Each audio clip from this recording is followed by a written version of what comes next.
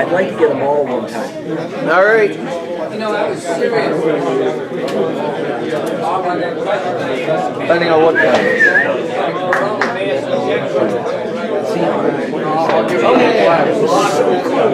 All right. It's time. How's that?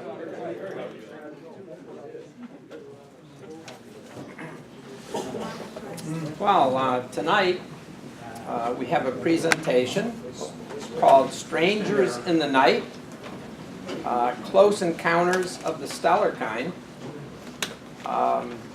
Dave Bailey with collaboration with Ken Burton will be covering this topic. I understand Ken helped with the graphics. Pretty much. Okay.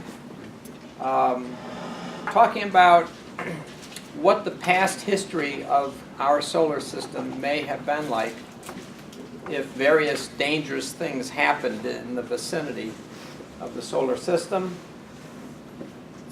I think both of these gentlemen are well known to the club. Dave is our resident physicist and tends to give kind of geeky talks. So we get a variety, and I hope you enjoy the variety. So Dave, take it away. All right, our third collaborator is Suzanne here. Want to raise your hand? That's Suzanne. She pulled over on M59 when she saw me on the breakdown lane, and we drove here in her car. I was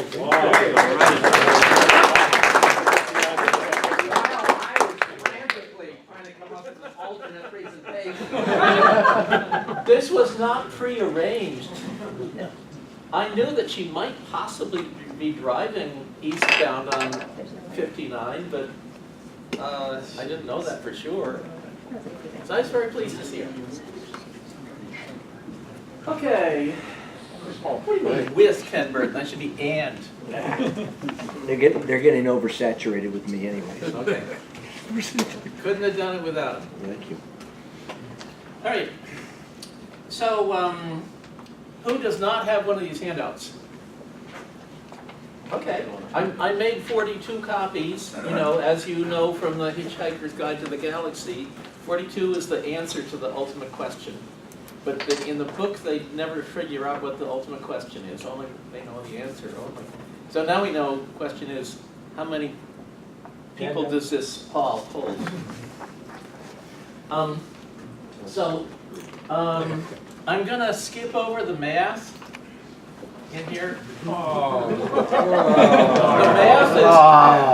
The math is laid out. The math is laid out. If anybody has questions about the math, they can ask me after the meeting. If I go, actually, we have to figure that out. You're buying it. You're freaking buying it. Oh, you're going. Okay, you're going. It's my car. Yeah, because the two of us share a car at this point. All right. So, yeah, Dale has informed me that I must not make any mathematical assumptions with this group. So I put the math. Have to put it that way. I put the math in here, but I try to skip over it as much as possible when I talk. Okay, so question is, during the lifespan of the solar system, what's probably the closest that various kinds of astronomical objects have ever come to us? And that could be stars. It could be other things like planetary nebulas. It could be globular clusters. It could be anything. Here is a little diagram which shows how you can do a calculation. You can't say, we know that a star has come this close to us in 4.5 billion years, because we weren't around 2 billion years ago when that might have happened. But we can answer the question, what is the likely closest approach of, say, a red dwarf? And the way I do it, without doing math, I'm just doing geometry here. I say, okay, here is the trajectory of the sun going through the galaxy. I show it as a straight line. In reality, of course, it's a curved line. And I show an imaginary circle here. And we don't know the radius of that circle, but we're going to calculate it. And we're going to figure out how big that circle has to be, so the chance that during the entire lifespan of the solar system thus far, no star has ever been in any one of these slices here. Like there's a slice. There's no star in there. There's a slice that does contain a star. So we got two stars here, both like the sun. They're both the trajectory through the galaxy. This one got lucky. There's a star in that slice. This one was unlucky. No stars all the way through the end of the 4.5 billion years. If the chance is equal, 50% of the stars get lucky, 50% of the stars are unlucky, then we set this radius to be the correct amount. Now I hope that I've done that geometrically, but not mathematically. Keep going. Yeah. I'll shoot you down if you mess up. Okay. Okay. Assumptions here. Some other assumptions. We assume that the Milky Way environment has not changed much during 4.5 billion years. That means the galaxy has not evolved much. That's not a very good assumption, but assumption that we sort of have to make. And the second assumption is that the orbit of the sun going around the center of the galaxy also has not changed much. That may not be a good assumption either, but it's one that you have to sort of make. Another assumption is we're ignoring the time that the solar system spent in the first few million years after the sun was created, was born, and the planets were born.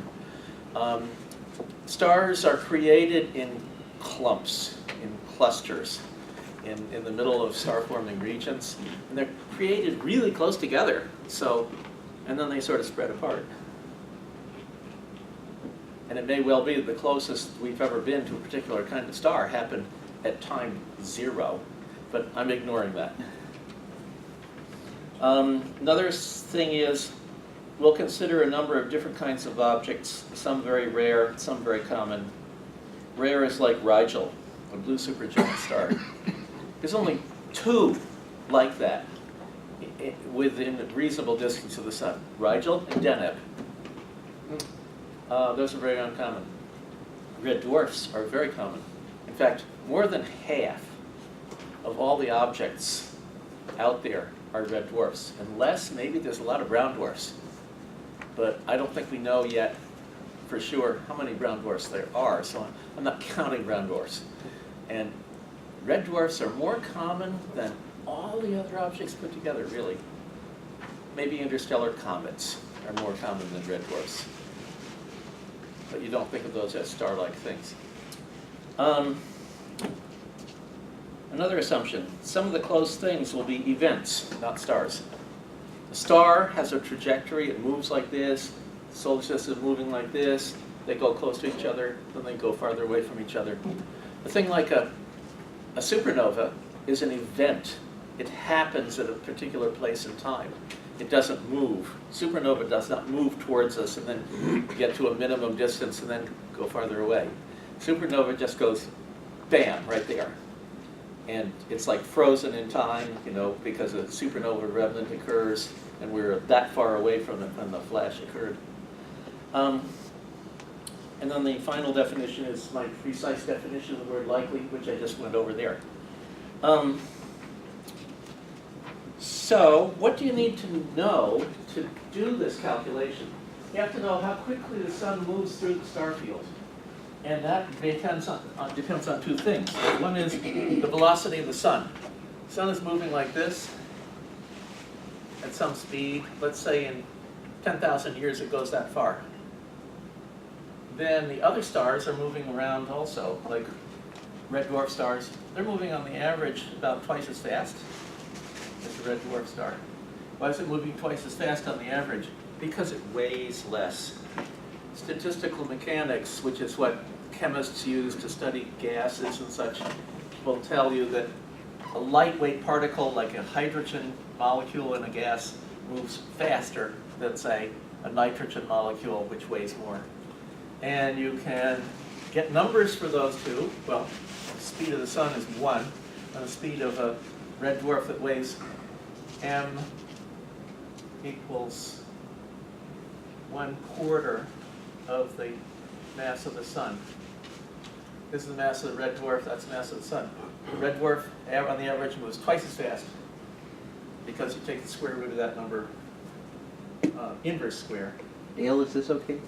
He's getting dicey. No math, get nice. Okay, what do you do to combine these two?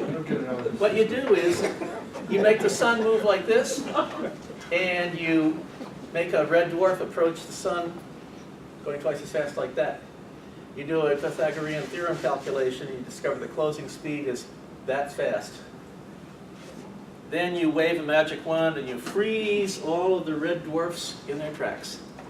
They're stationary. Then you make the sun move at this speed. The sun is moving at this speed, and it's passing red dwarfs which are stationary because you've frozen them in space. And statistical mechanics tells you that this is a reasonable thing to do. You want to know what the average closing speed is. So that's where we got this length here. In 4.5 billion years, the sun moved that far through the star field. So you need to know these two velocities, velocity of the sun, typical velocity of a red dwarf star. And the third thing you need to know is how many red dwarfs are out there? How many cubic light years per star? Turns out to be a surprisingly large number, even for red dwarfs, which are the most common things. At first you might think, well, how many stars per cubic light year? No, it's a tiny number. And do I have it here? Well, it doesn't matter. There aren't any as common as one per cubic light year. No, no. Well, maybe in the center of a globular cluster. Indeed, there might be, yes. But that's going to be for a future installment of this, if there's a second installment. Because we're not going to get to globular clusters. We're going to talk quite a bit about stars and also about planetary nebulas, which is the picturesque part of the talk. I mean, here, I'll draw you a picture of a star. There's a star. That looks like a red dwarf. That looks like also like a red supergiant. Looks like a blue supergiant. They're all a dot. So, not very picturesque. So, okay, we'll start with red dwarfs.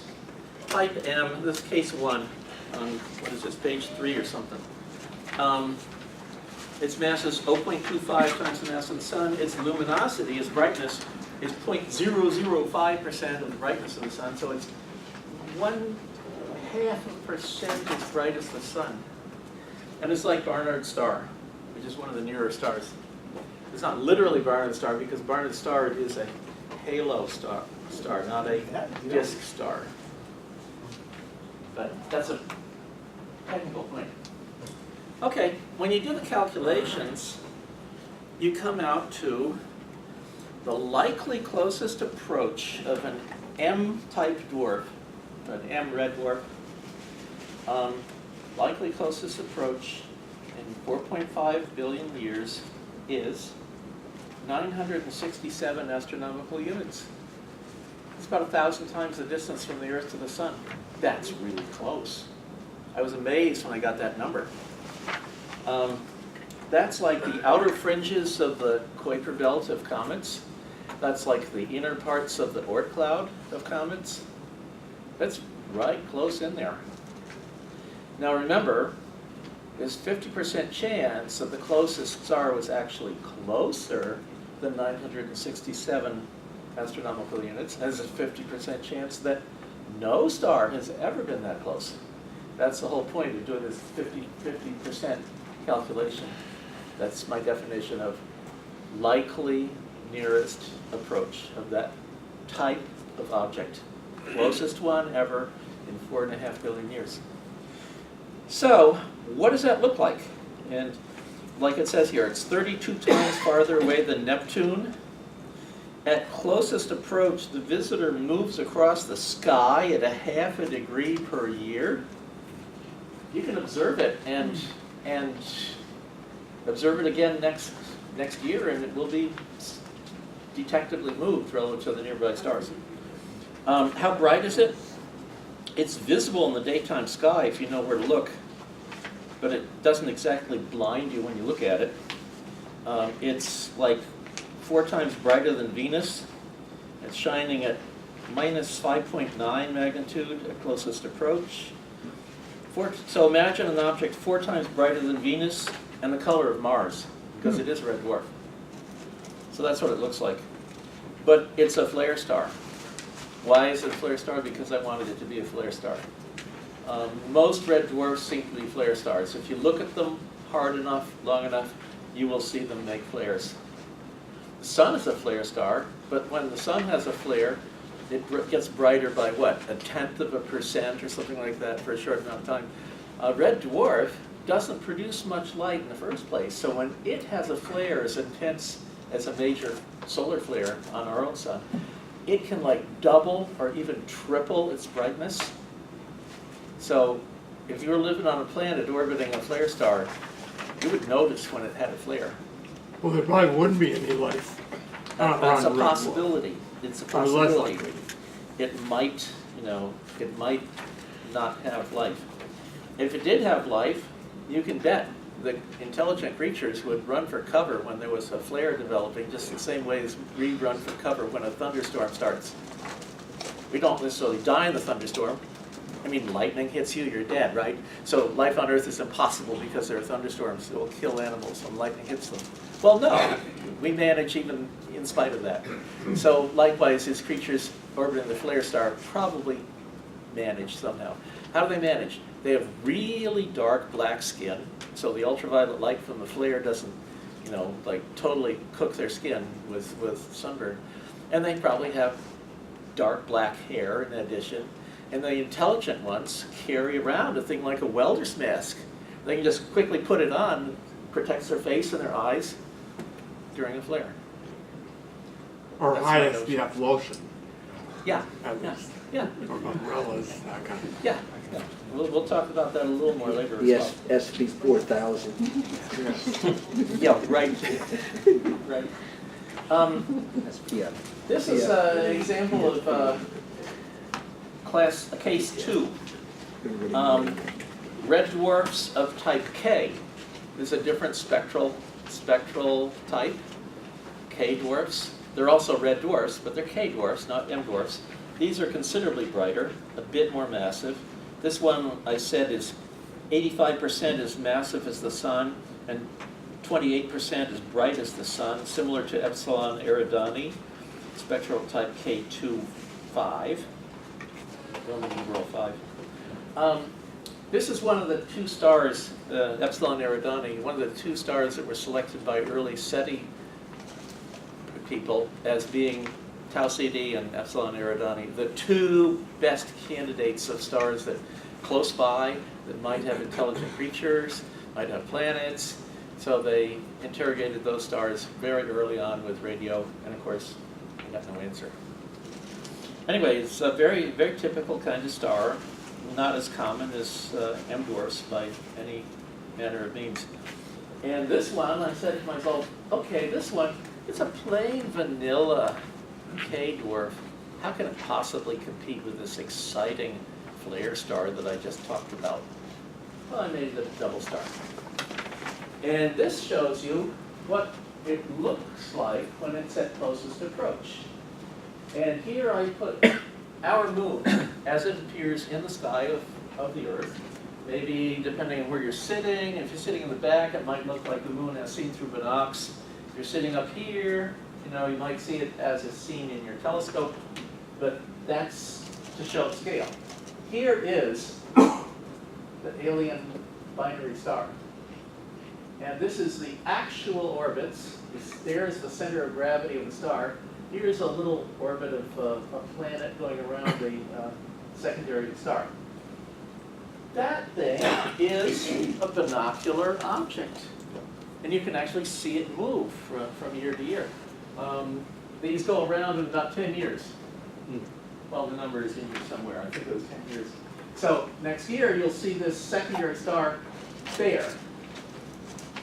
And over here, I showed what our solar system looks like as seen from the alien star, assuming that the planet there has a moon exactly like ours, in the same orbit as ours. So this scale thing here is the same for these two illustrations. So there's the Sun, there's the orbit of Venus, Earth, Jupiter, and Saturn. Those are the 4 bright planets that are bright as seen from far away, like as seen from another star. And I have a little listing of the brightnesses of those planets on, what is this, page 5 or something, page 6 or something. And basically, the 4 bright ones is Jupiter, but I made the Earth be a brightness of 1.000. Jupiter has a brightness of 7.9, Venus has a brightness of 4.4, Saturn has a brightness of 1.6, and Earth has a brightness of 1.0. Those are the 4 giant planets in terms of brightness as seen from far away. Mercury is only 1/5 as bright as the Earth. Then there's Uranus, Mars, Neptune, and the Moon. And then the dwarf planets, in terms of brightness as seen from far away, is 5 of these moons: Ganymede, Io, Europa, Callisto, the 4 Galilean satellites of Jupiter, plus Titan. And then everything dimmer than that is what I'm calling a sub-dwarf planet. It's even dimmer than a dwarf planet. And it's sort of interesting to see that planets rank somewhat differently when you're looking at them from far away, and you're not interested in their mass or how long it takes to orbit. You're just looking to see how bright they are. And so from this alien planet there, looking here, those are the 4 planets you'd most likely be able to see with a telescope, assuming you had some kind of, relatively low performance, occulting disk that blocks off the light of the sun. And look, it's just coming out from an occultation by the moon, by the alien planet's moon, which looks like our own. So both of these objects are very interesting as seen from just binoculars, for that matter. As seen from the other system at closest approach. And then I have a little teaser question here, which I put in big print. Implications of the above diagram. And I'm not going to talk about it because we don't have time.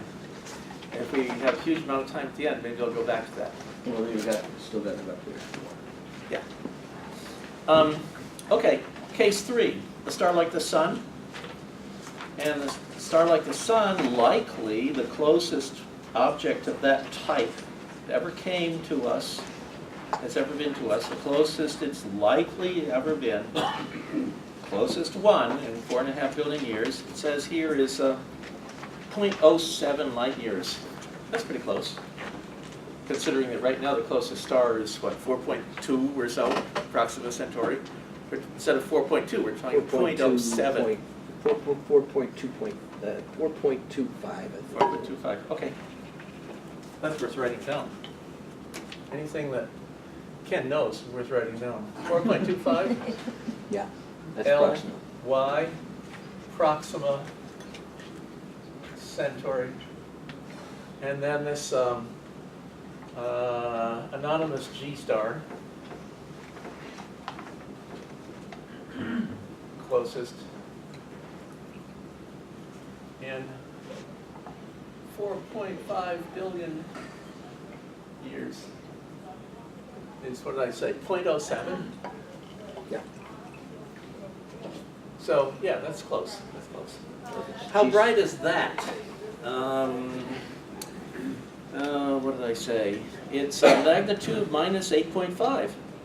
Which is about a gibbous moon And it's in brightness. tiny bit brighter than an iridium flare, Right. because those max out around -8, right? Right.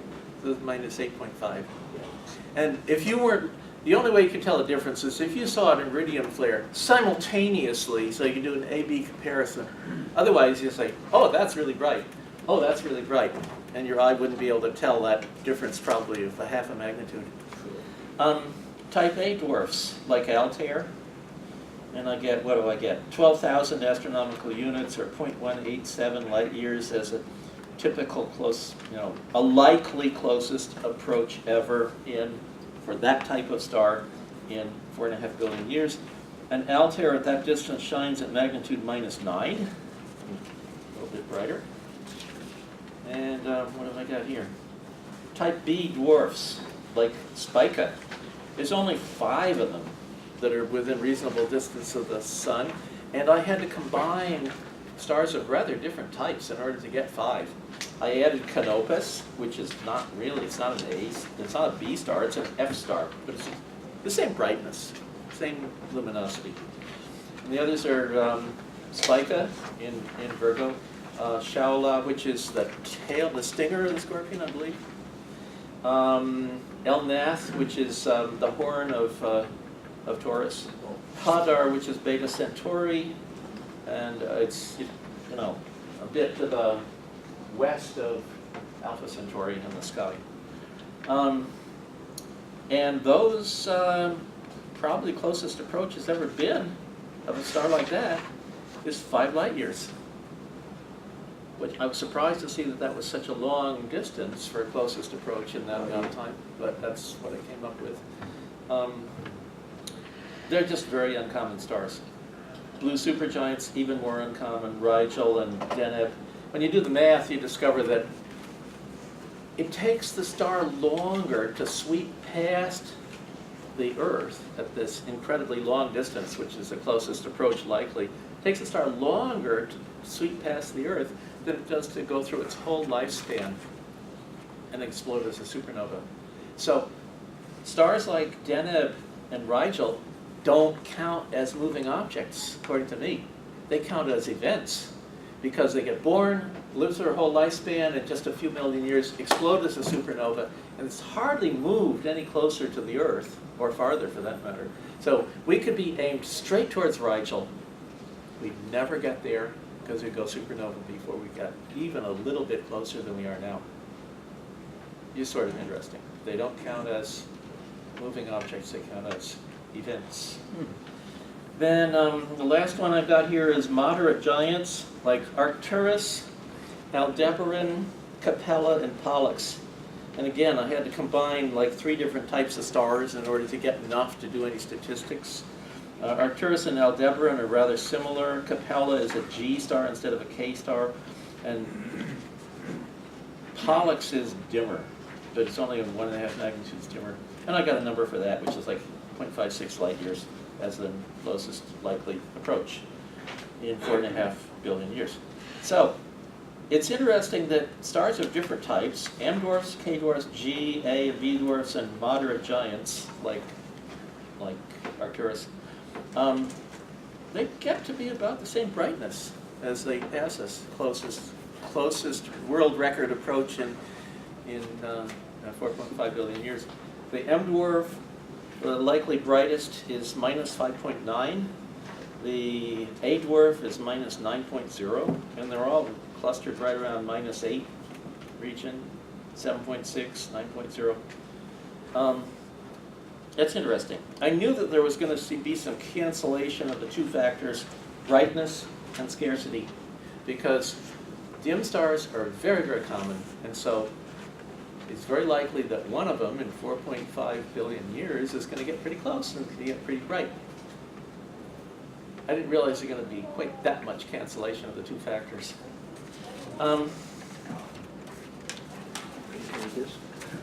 How are you doing on time now? Oh, yeah. We're right here. Okay, cool. Now I have a little bit of mathematical thing here, which is, the question is, it's a source of uncertainty, which is that when we're counting small numbers of stars, like especially where I had like 4 B stars, and I had, I had 4, did I have, no, I had 5 B stars and I had 4 red giant stars. that 4 number for red giants, that could just as easily be 3 or 5. That's a matter of chance, how many of them there are close to our present solar system. And so that messes up the math. So the question is, how much does it mess up the math? The answer is not all that much. Like at the lower left on the diagram, it's right about here on the page. You can see it says moderate giants, count is 4, actual count is 4. It could just as easily have been 2 or 6. So I did the math with 2 and 6, and I came out with magnitude range for a star at closest approach ever in 4.5 billion years, minus 8.1 versus minus 9.2. It doesn't make a huge difference. Like in one case I counted 2 stars, in the other case I counted 6. And I expected to make quite a bit of difference in how brightness the closest one was likely to get. And no, didn't make a huge difference. So that's good to know. Okay, enough about stars. How about events? And the event I picked is a planetary nebula. Planetary nebulas also qualify as events because a planetary nebula only lasts like 50,000 years. And a typical planetary nebula, it's moving just like any other star through the star fields. It's moving probably about the same speed as the sun, or maybe a tiny bit faster, or a tiny bit slower. How far does it move in 50,000 years? It moves a distance that's about equal to its own size. So what you've got is an object that gets formed here, and then it grows, and it grows bigger, and it grows bigger, and then finally fades into the darkness because it gets dimmer as it gets farther and farther away from the bright object here, the ultraviolet light from which is energizing it. And and so you can see the distance has moved in its whole lifespan. This is about equal to its size. So it qualifies also as an event, not as a moving object. So we do the calculation a different way, and you might have seen the, want to back up one at the disk briefly? Okay, here we go. This is simpler. This just asks us to find out 2 things. One is, how many of these events take place in our galaxy in 4.5 billion years? And the answer seems to be, for planetary nebulas, is they probably take place about 10 per year. For our whole galaxy, the whole disk of our galaxy. And since we're going 4.5 billion years, that means the number of total events of formation and then disintegration and vanishing of a planetary nebula, 45 billion of them. That means there's going to be a whole lot of them in this little disk here I drew, which shows the part of the disk of our galaxy where most of these events take place. And here I put the sun. Really, the sun's orbiting around, but think of that stationary, it doesn't matter. And I drew a little sphere around the sun with a radius r, a little r. We don't know how big that number is. We want to find out how big it has to be in order to get our 50-50 chance of either one of these events has taken place within that sphere or never has an event taken place inside that sphere. Because that's our definition of likely closest 50-50 chance. Either there is something that gets caught in this sphere at some time during 4.5 billion years, or never has a star made a planetary nebula inside a sphere of that size. And what did I get when I did the calculation? I got 8, let's see, the planetary nebula, where it says case 8, planetary nebula is 8 light years diameter. That's based on a diameter number I got for the Dumbbell Nebula, M27. And the number I got when I plugged in the number for the nearest likely distance is 3.33 light years. That's very interesting. What that means is, taken at face value, there's more than a 50% chance that in 4.5 billion years, the solar system has been inside of a planetary nebula. That should be worth observing. So, what is that going to look like? Well, over a period of 50,000 years, a planetary will expand from size 0 out to some size, and that early expansion, it's invisible because it's just gas in space. When the star at the center of it starts producing lots and lots of ultraviolet light, then suddenly that invisible, probably sphere-like thing suddenly lights up, because it's the ultraviolet light that causes it to light up like a neon tube, say. And then it expands bigger and bigger, and the shape may get pretty weird, and eventually it gets so dim that it's not noticeable anymore to astronomers, and that takes like 50,000 years. The Ring Nebula, can we back up? Yeah, there's the Ring Nebula. And M57, at 3.33 light years away, would subtend an angle of 21 degrees. Let me see what I'm getting. I'm getting 10 degrees. So somebody closer, like, yeah. You probably see it as, can you put both your hands up and block it? Vertically. One hand. Vertically. One hand pretty much does. One hand does it? Oh, okay, so it's still only 10 degrees from where he is, so it'd be twice as big as he sees it. That's a pretty large object in the sky. It's not bright though, because if you go closer and closer to an extended object, it does not appear brighter and brighter. The surface brightness stays the same.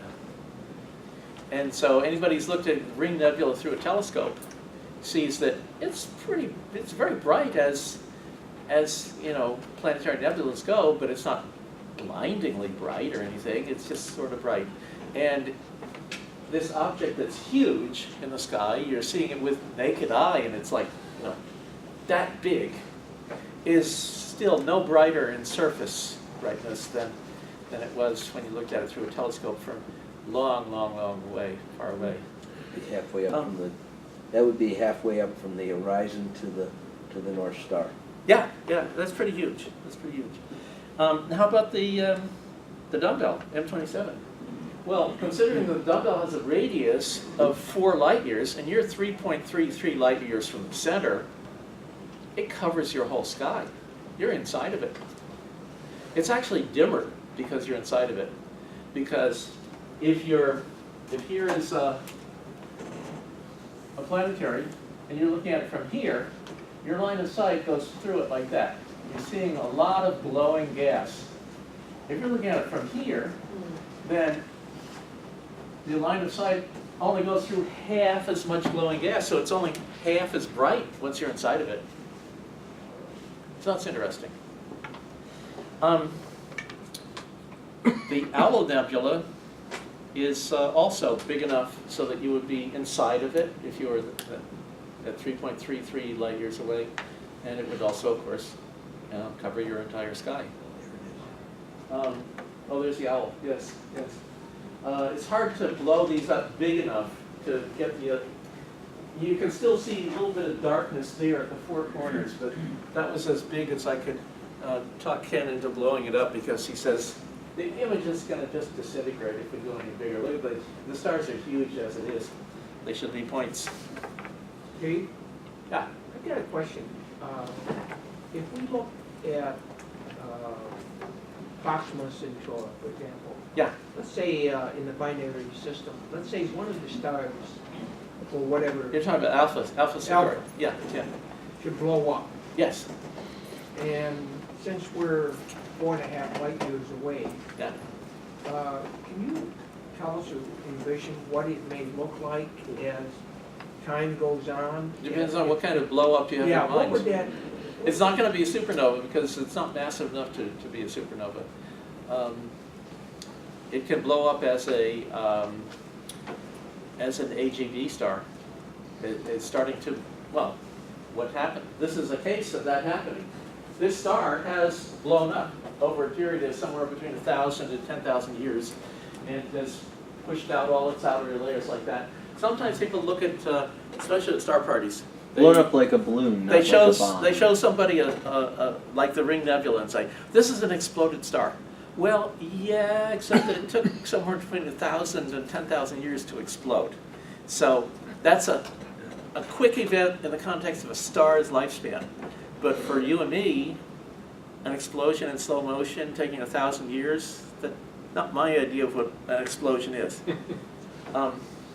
So it depends on your definition. Okay. Yeah, question is, what would astronomy be like if you were inside of one of these things? Well, you wouldn't be doing much deep sky observing, probably. And just too much sky glow. But it may be worse than you think, because the glow from the planetary may be the least of your troubles. Like, how about a major intense aurora borealis all night, every night? Because the super wind from the core of this planetary nebula comes, let's say this is the sun. The super wind comes right into the solar system, totally ignoring the sun's own feeble wind. So, yeah, you're going to get an aurora every night, pretty much. How about the glow from the shock wave? Like, here's the Earth, right?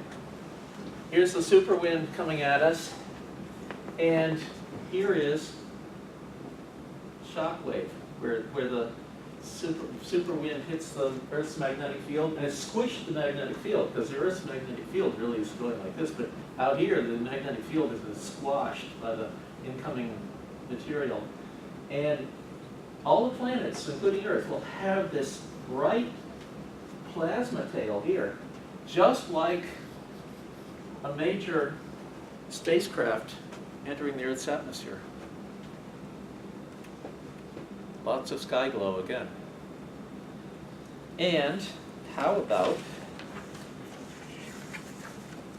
whatever this says on the other side? How about the Earth's own air glow produced by the ultraviolet light from the Planetary Nebula nucleus star? Like, this whole side of the Earth is going to be glowing.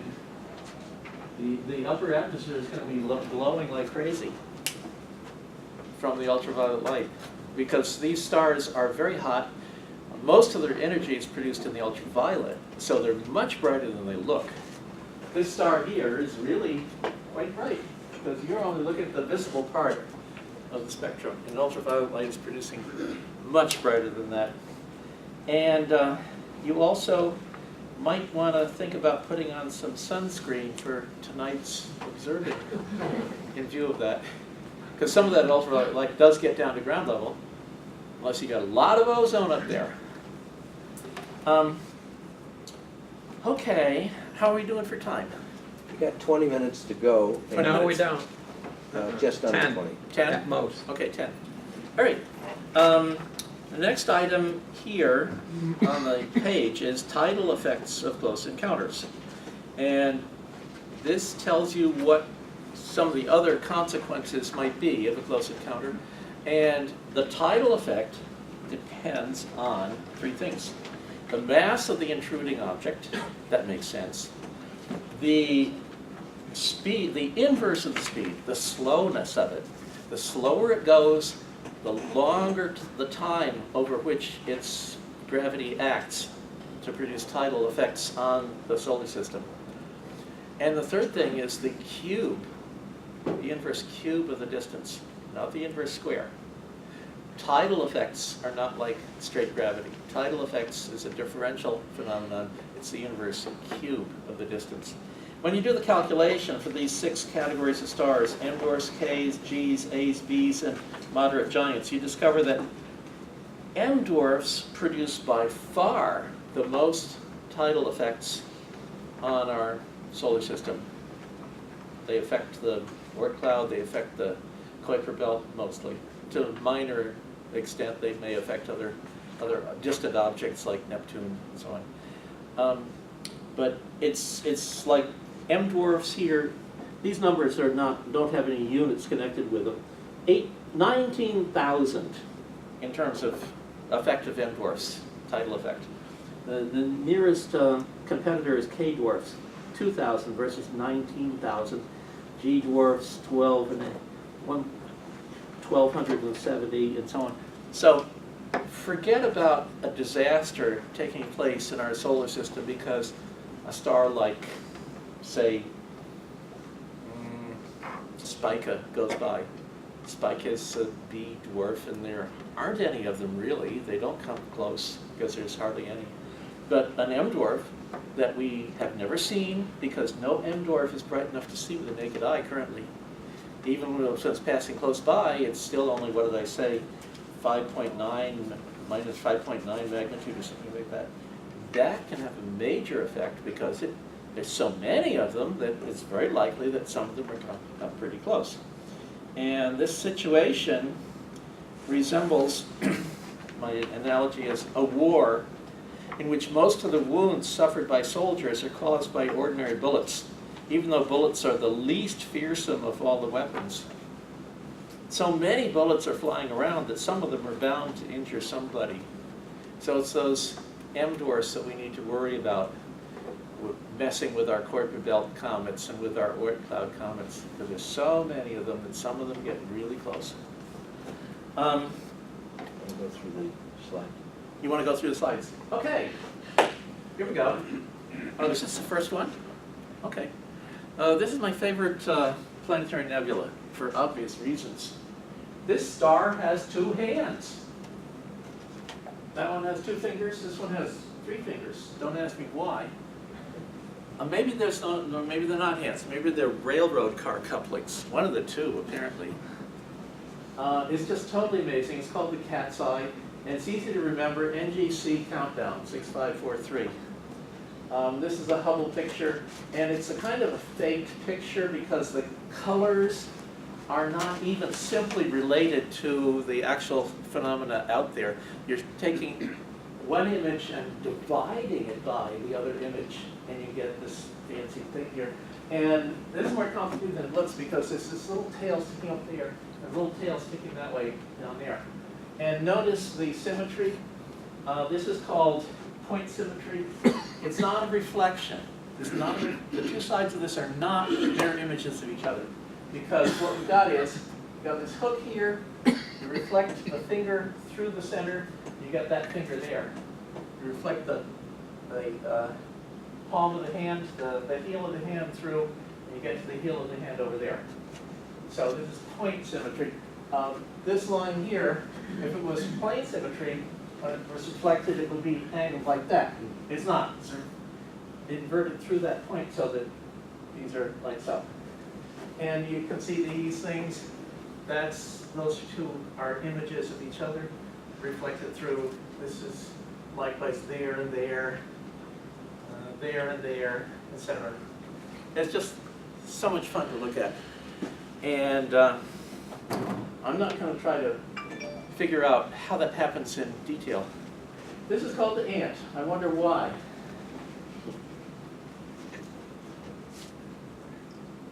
And it has a number in this catalog. I think it developed by Menzel.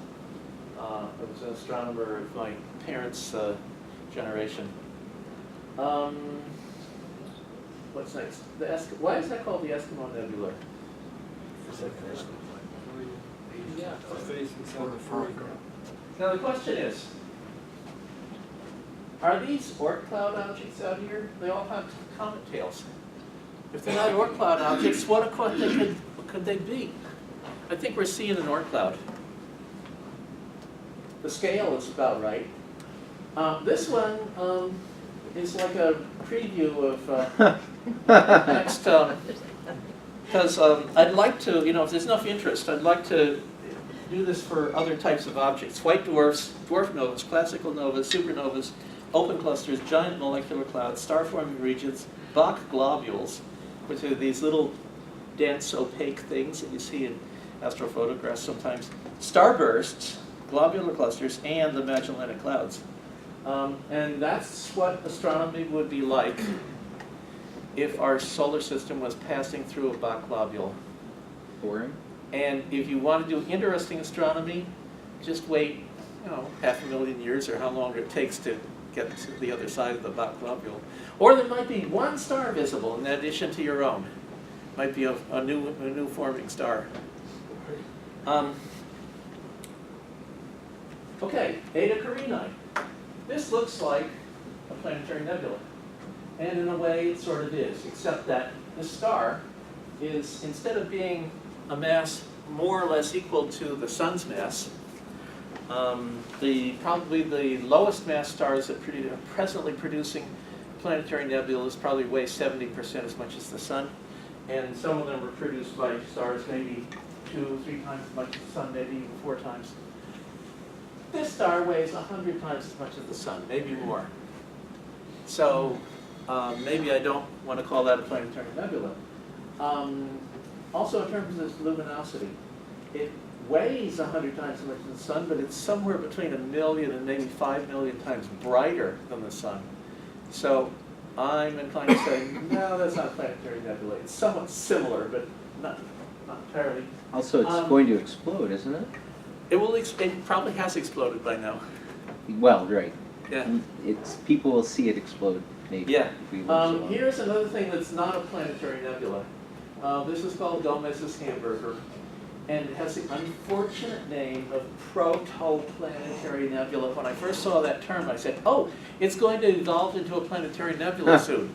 Well, no, because this is a forming star, and planetary nebulas surround stars that are, quote, dying. I don't like to use that term because they're not literally dying, they're just turning into white dwarfs. And so, no, it's not a planetary nebula, and it never will be. What do we got next? Up. Okay, this is a new planetary nebula. This is 30 years old. This is a case I was telling you about before, where initially there's just this star, and then it became a red supergiant star. It got to be big in the sense that it was probably as big as the orbit of Jupiter, or maybe even the orbit of Saturn. And then the outer layers get pushed out into space, and the star is still a red supergiant star.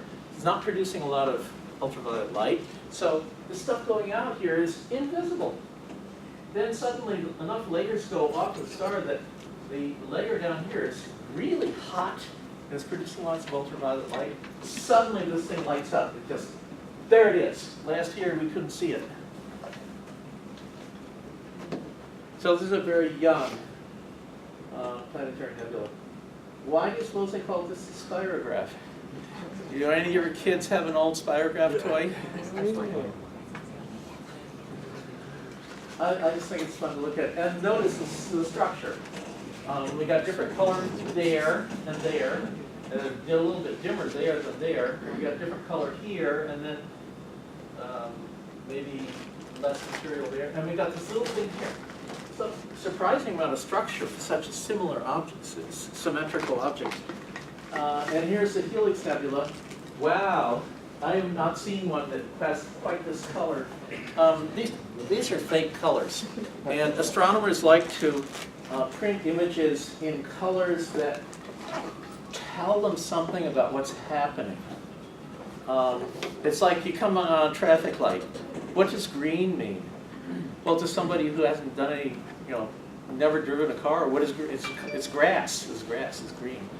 But if you know what red, yellow, and green mean in the concept of traffic light, then it gives you useful information as a driver. So this, I don't know how to decode this, but we got blue there, we got red there. And that's a very well-known nebula. Where is it, in Aquarius somewhere? Who knows where the helix is? I think you are right. I'll look it up. Okay, here is, I showed these together because up until now I've been trying to show different kinds of planetary nebulas. But not only are they different, they also are similar. And this one didn't have a name, but as soon as I got Ken to throw it up on the screen, we were on the telephone this afternoon, he said, oh, it looks like 2 fists coming together like that. And I said, yeah, and look, each one has a boxing glove on it. So this is now, as of this afternoon, this is the 2-fisted nebula. In reality, of course, nothing's come together. All this flow is going outwards. Here's the Twin Jet Nebula. This used to be called the Butterfly Nebula until we got some really good images, like from Hubble. And then, no, that's not a butterfly. That's the exhaust from 2 jet engines facing in opposite direction. Even with these little shock diamond structures here, which result from the flow coming out being supersonic. That's probably what these actually are. So this is similar to jet of gas coming out from a high energy aircraft engine. And notice, these 2 fists also have boxing gloves around them. It's just so cool to compare things that are very similar and yet different. Yeah. Dave, on those 2 previous images, Want to back up? One more. Oh, you want to go back? Yeah, 2 more. back yeah, when you The when 2 you see previous. them line out like that Yeah. from the center, is that? I just want to ask you, is that we're interpreting the look of it as though we're looking at the explosion from the side view? Yeah. Yeah. That's what we're really And saying. probably either the spin axis of the object or the magnetic field of the object is aligned along that line. Let's go to, we got Next. this We one. have very few minutes Yeah, left. you only have two We're more. running out of images as Go, well. you got only 2 more. This is the Egg Nebula. This one is so cool. It's got a lighthouse with 4 beams. I don't know if they rotate, but there's beams coming out. And you can see that there's been a lot of periodic outflow because you get all these shells, like at a particular time, there's a lot of material coming out here, and then just after that, not so much, and then more, and then less, and then more. And it's just interesting. I don't know what the significance of the colors are. I just know that I was looking at it on my magazine, Scientific American magazine, and he was looking at it on the screen, and we said, yeah, this is the one we want. This is the last one here. Believe it or not, this is called the red rectangle. It doesn't have a name so far as I know, aside from the red rectangle. And it's got the number of Henry Draper's star catalog.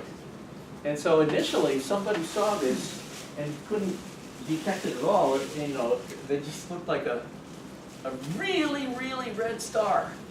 Okay, well, log it in as a red star. And then this is probably a Hubble picture, right? I think. That's our story. Yeah. Okay, let's thank our speaker.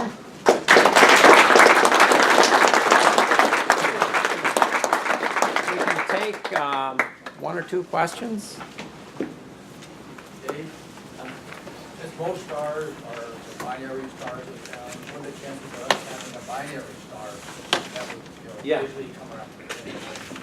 The one-liner seems to be that if you categorize these in terms of simple versus complicated planetary nebulas, the complicated ones are likely to come from binary stars, and the simple ones are likely to come from single stars.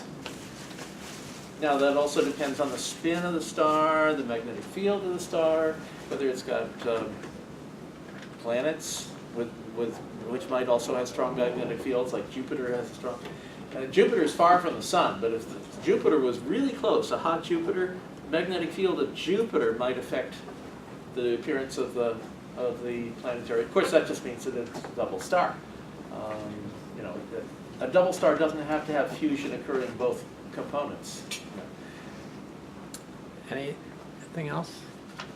Okay, let's thank our speaker again.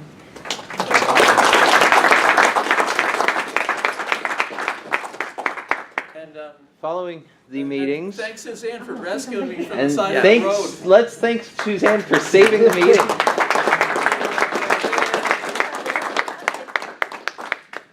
All right, so after our meetings